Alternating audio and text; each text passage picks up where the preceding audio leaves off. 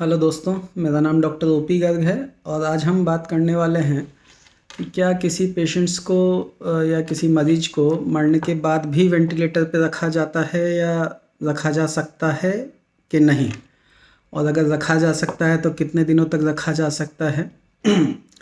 इन्हीं सब चीज़ों को लेके आज हम डिस्कशन करेंगे। एक्चुअली फ्रैंकली स्पीकिंग ये टॉपिक मेरी लिस्ट में नहीं था। ये topic this topic was not planned for video, but जो मैंने कुछ दिनों पहले एक वीडियो बनाया था जिसके अंदर कि मैंने बताया था कि क्या वेंटिलेटर के बाद पेशेंट बच सकते हैं कि नहीं, तो उसी के अंदर कुछ मेरे व्यूवर्स ने एक दो सवाल पूछे। एक व्यूवर ने लिखा कि सर क्या वेंटिलेटर पे मरे हुए आदमी को भी रख सकते हैं और कितने दिनों तक रख सकते हैं। तो पहली चीज़ तो व्हाट आई कुड अंडरस्टैंड कि ये जो क्वेश्चन पूछा गया, ये this is not actually their concern, but what actually few people want to know कि क्या डॉक्टर्स मरे हुए इंसान को या इंसान जो कि मर चुका है उसको वेंटिलेटर पे कुछ दिन रख के क्या पैसा बनाते हैं या नहीं। इस टाइप का जो मुझे समझ में आया, या कुछ मूवीज़ में ख़ास तौर से जो अभी few days back Gabbar is back करके जो अक्षय कुमार की मूवी आई थी, उसके अंदर ऐसा दिखाया गया कि कोई पेशेंट मरा हुआ है और उसको झूठ मूठ वेंटिलेटर पे डाल के and then doctors try to make money out of this.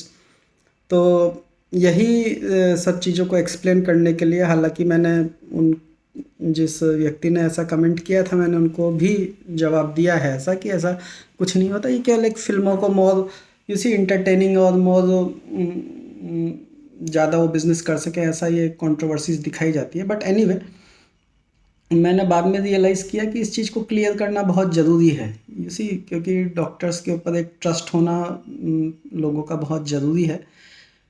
सारी चीज़ें ऐसी नहीं हैं जिसको कि डॉक्टर्स पेन और पेपर से या जिसको कि प्रूव किया जा सके।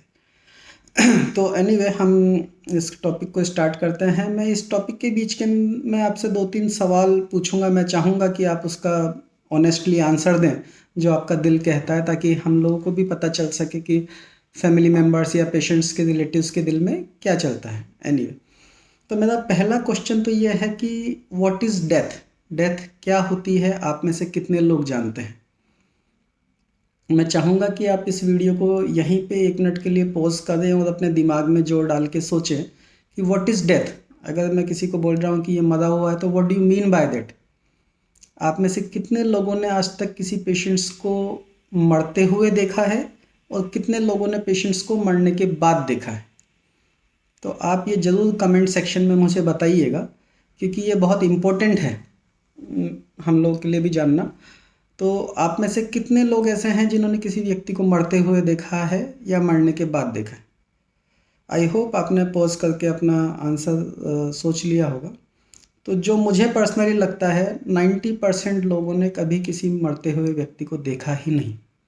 अधिकतर लोगों ने, जिन्होंने भी देखा है किसी मरे हुए व्यक्ति को, वो तब देखा है जबकि वो ऑलरेडी हॉस्पिटल से बाहर आ चुके होते हैं, जबकि वो वाइट एक जो कहते हैं कपड़े में या एक बेड शीट से या उससे लिपटे हुए होते हैं। उनकी नाक के अंदर रुई लगी हुई होती है, कानों में रुई लगी हुई होती है।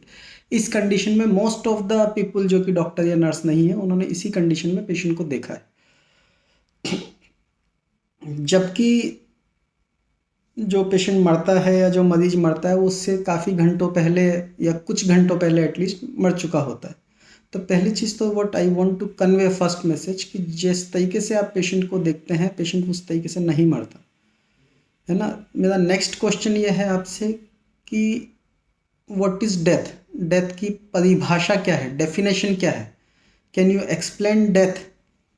तो मैं चाहूँगा कि यहाँ पे भी आप एक बार पॉज करके और अपना आंसर लिखें या सोचें एंड देन कोरिलेट करें। तो आई होप कि आपने किया होगा। तो नाउ जो मैंने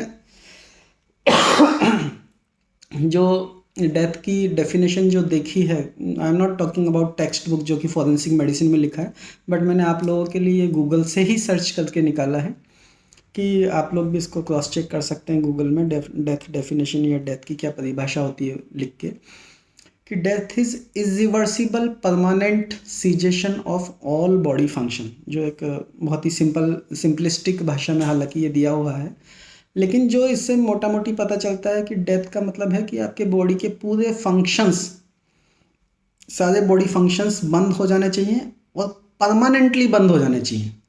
हियर ये परमानेंट या इरिवर्सिबली बंद हो जाने चाहिए। ये irreversible and permanent word is very important actually. तो दोस्तों अब यहाँ से हम लोग ये डिस्कशन स्टार्ट करेंगे कि डेथ का मतलब होता है कि permanent and irreversible cessation of all body function. तब तक हम उस आदमी को मरा हुआ नहीं कह सकते जब तक कि उसके सारे बॉडी फंक्शन बंद ना हो जाए और वो इरिवर्सिबली यानी उसके दोबारा से वापस ठीक होने की भी कोई उम्मीद ना हो, परमानेंटली वो बंद होना चाहिए।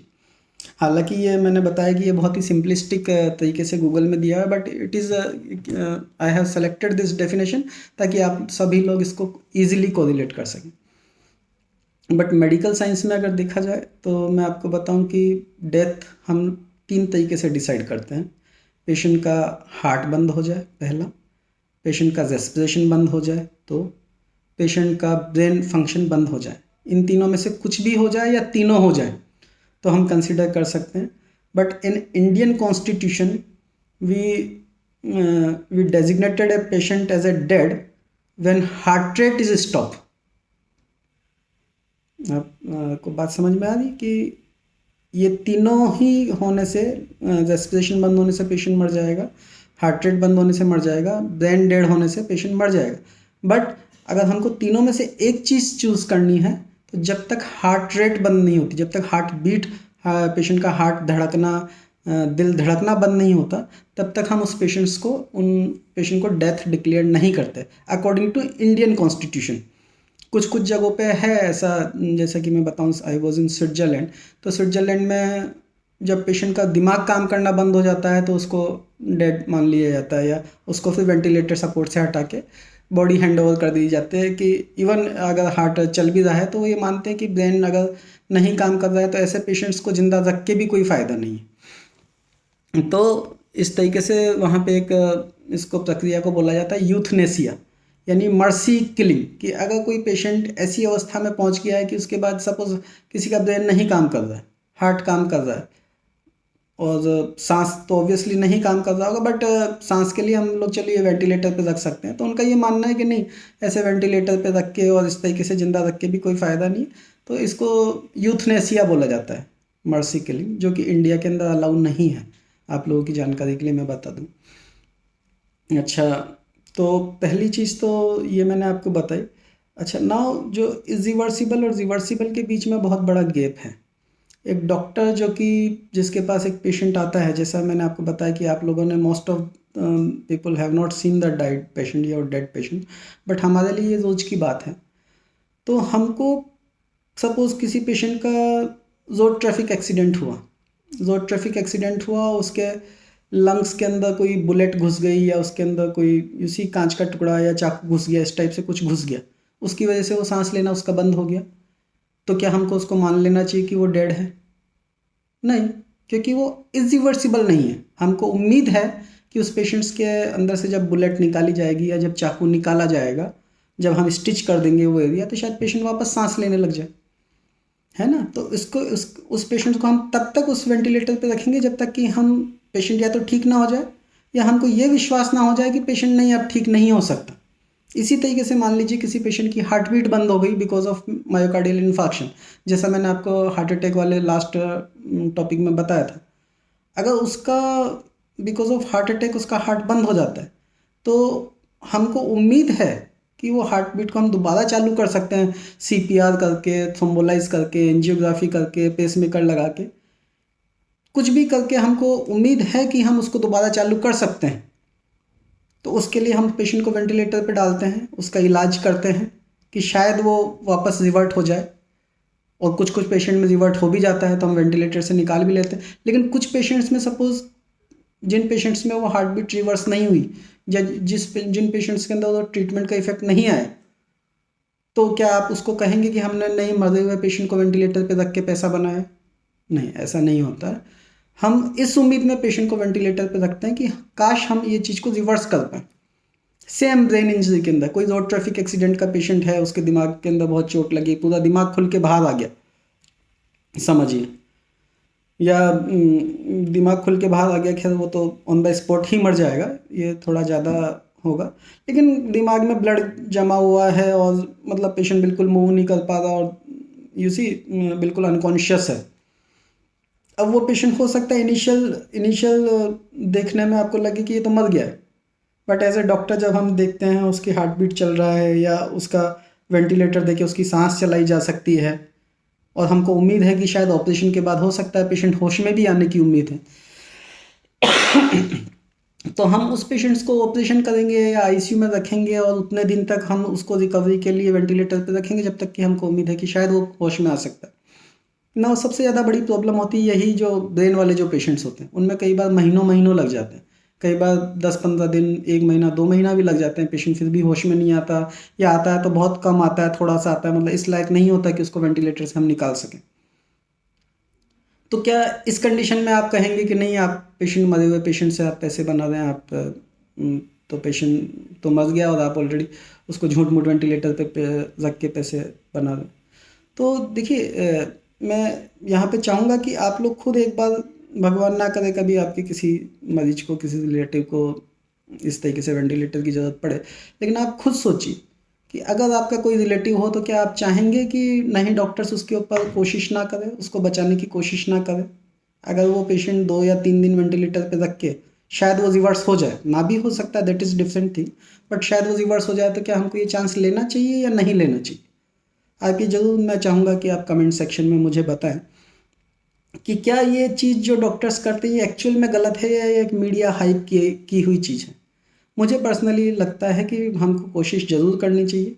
हो सकता है 100 में से 90 पेशेंट्स हम नहीं बचा पाएँ, केवल 10 पेशेंट ऐसी कंडीशन में ऑब्वियसली थोड़ी सक्सेस रेट कम होती है,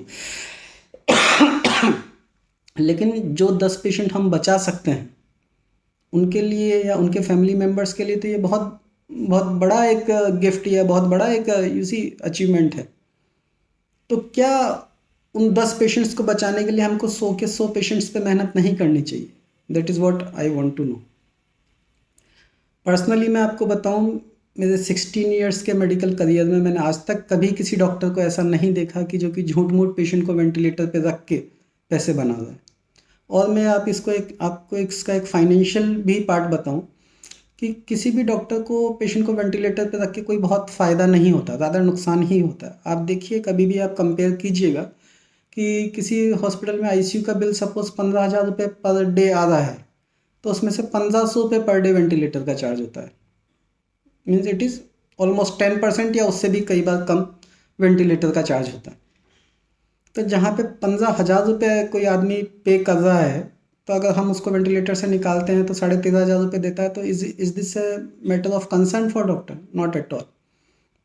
ज़्यादा जो पेशेंट वेंटिलेटर पे होगा उसको हमको एक नर्सिंग स्टाफ एक्स्ट्रा देना पड़ेगा, एक टेक्नीशियन देना पड़ेगा, एक डॉक्टर उसके पास में बैठे रहना पड़ता है।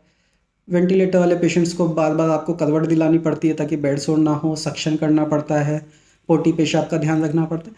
तो वेंटिलेटर वाले पेशेंट में बहुत ज़्यादा मेहनत होती है। और आपको तो अभी तक शायद ये पता चल गया होगा लास्ट 2-3 सालों में, कोविड के टाइम पे, कि वेंटिलेटर की कितनी शॉर्टेज है इंडिया के अंदर। एक वेंटिलेटर लेने के लिए, मीन्स मिलने के लिए बड़ा मुश्किल होता है फैमिली मेम्बर्स को।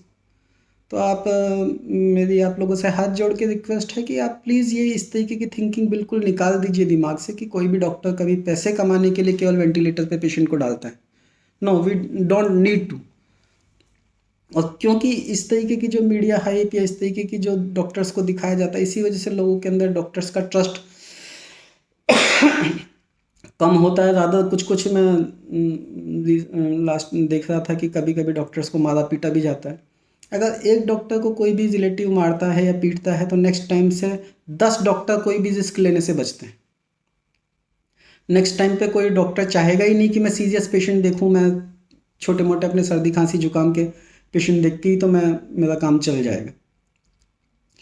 तो इसलिए आप बिल्कुल ये चीज़ दिमाग से निकाल दीजिए। एक मैं आपसे जस्ट एक इंसिडेंट शेयर करना चाहूँगा क्योंकि ये मेरे साथ खुद के साथ हुआ था, जिससे आपको पता चल जाएगा कि ट्रस्ट होना कितना इम्पोर्टेंट होता है। कि जब मैं जूनियर डॉक्टर था, मैं जस्ट एमबीबीएस पास होके जॉब स्टार्ट किया था, तो मैं एक गायनी हॉस्पिटल में मैंने जॉब स्टार्ट किया था। तो वहाँ पे 2 जुड़वा बच्चे पैदा हुए जो कि 700-800 ग्राम के थे, यानी लेस देन 1 केजी के थे। मुझे बताया गया कि फैमिली मेम्बर्स को एक्सप्लेन करना है कि भाई ये बहुत कम वेट है, उनका बचना मुश्किल है, आप चाहें तो किसी हायर सेंटर में ले जा सकते हैं। एज आई वॉज न्यू, तो मैंने सेम टू सेम वैसा ही कहा, but I was not aware कि इस तरीके से फैमिली मेम्बर्स का रिएक्शन आ सकता है या उसके अंदर। तो उसके अंदर से कुछ फैमिली मेम्बर्स जो कि आप समझ सकते हैं एक पर्टिकुलर यूसी कास्ट को लेके उन्होंने कि नहीं, ये तो आपने जब बच्चा पैदा हुआ तब आप बता दें, उससे पहले तो आपने नहीं बताया, और अगर बच्चे को कुछ हो गया तो हम हॉस्पिटल को भी आग लगा देंगे और आपको भी मार देंगे, इस टाइप से उन्होंने। मैं थोड़ा अच्छे लहजे में बोल रहा हूँ, उन्होंने इस तरीके से नहीं बोला था, उन्होंने थोड़ा सा जो लैंग्वेज यूज़ की वो मैं आपको नहीं बोल सकता। तो एनीवे, तो मैंने उनको कहा कि भाई देखिए, आप तो काफ़ी सारे लोग हैं, 20-25-50 लोग हैं, आप एनीवे मुझे पीट ही सकते हैं, I can not defeat you, but उससे पहले आपको मुझे ये बताना चाहिए कि इसमें मेरी क्या गलती है। तो उन्होंने कहा कि नहीं, आप तो जो सेम चीज़ जो लोग बोलते हैं कि नहीं, आप तो पेशेंट को पहले रख लिया और डिलीवरी के ऑपरेशन का सबका पैसा ले लिया, और अभी आप हमको बोल रहे हैं कि दूसरी जगह ले जाइए। तो मैंने कहा देखिए, जो आपको रखा गया उसका तो सबका आपको बिल मिला है, आपको जो मेडिसिन मिली है उनका सबका बिल मिला है, बच्चों को जो मेडिसिन चल रही सबका बिल मिला है। तो उसके अंदर तो हमारी कोई गलती या डॉक्टर की कोई गलती नहीं है कि हमने आपसे एक्स्ट्रा पैसा लिया। तो उन्होंने एक क्वेश्चन उठाया कि नहीं, हम कैसे मान लें कि ये जो मेडिसिन हम आपको ला के दे रहे हैं, आप ये बच्चों को ही दे रहे हैं, ये आप कहीं बाहर बेच तो नहीं दे रहे, या यूसी जैसा मूवीज़ में एग्जैक्टली जैसा दिखाते हैं। तो मैंने कहा भाई, ये चीज़ प्रूव करने के लिए तो मैं आपको जो मेडिसिन के एम्प्यूल आपको दिखा सकता हूँ, खाली एम्प्यूल की हमने मेडिसिन दी है। मैंने वो एम्प्यूल उनको दिखाया, तो फिर उन्होंने कहा कि नहीं, हम ये बात कैसे मान लें कि आपने ये मेडिसिन इन्हीं बच्चों को दी है, किसी और बच्चे को नहीं दी। देन आई सेड देम कि हाँ, ये आपकी बात ठीक है, मेरे पास इस चीज़ का ऐसा कोई प्रूफ नहीं है कि मैं आपको दिखा सकूं कि ये मेडिसिन मैंने केवल इन्हीं बच्चों को दी है और किसी को नहीं दी। मेरे पास या किसी भी डॉक्टर के पास ऐसी कोई मशीन भी नहीं है कि मैं बच्चे के ब्लड में से वापस वो मेडिसिन सक करके और आपको निकाल के दिखा सकूँ कि देखिए ये मेडिसिन मैंने इनको दी है। तो आप एनीवे इस मुद्दे पे मुझे पीट ही सकते हैं, because I got defeated. But एक चीज़ आप ध्यान रखिए कि नेक्स्ट टाइम से आप जिस किसी डॉक्टर के पास जाइएगा, तो ऐसे ही डॉक्टर के पास जाइएगा जिसके ऊपर आपको विश्वास हो, क्योंकि वो नेक्स्ट डॉक्टर भी कभी भी किसी भी मरीज की बॉडी से आपको दोबारा इंजेक्शन लगा के या दोबारा वो मेडिसिन खींच के नहीं दिखा सकता कि वो मेडिसिन उसी को दी गई है। तो एनीवे, फिर उसके बाद कुछ समझा बुझा के मैं बच गया। बट ये एक बहुत बड़ी बात है कि हर चीज़ को प्रूव करना बहुत मुश्किल काम है। आपको डॉक्टर के ऊपर ट्रस्ट रखना ही होगा।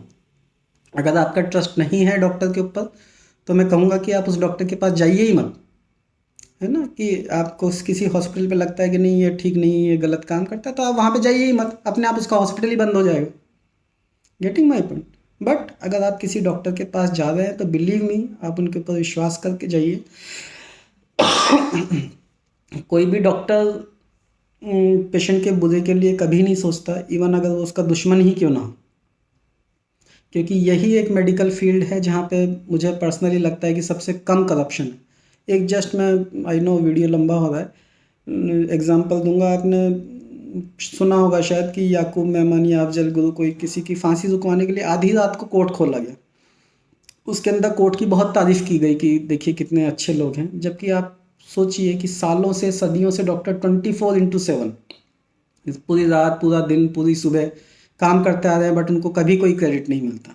मैं नहीं कह रहा आपसे कि आप उनको क्रेडिट दीजिए या कुछ ऐसा कीजिए, बट एटलीस्ट आप उनकी इंटेंशन पे शक ना कीजिए, इंटेंशन पे सवाल मत उठाइए। हाँ, गलतियाँ हर किसी से हो सकती है,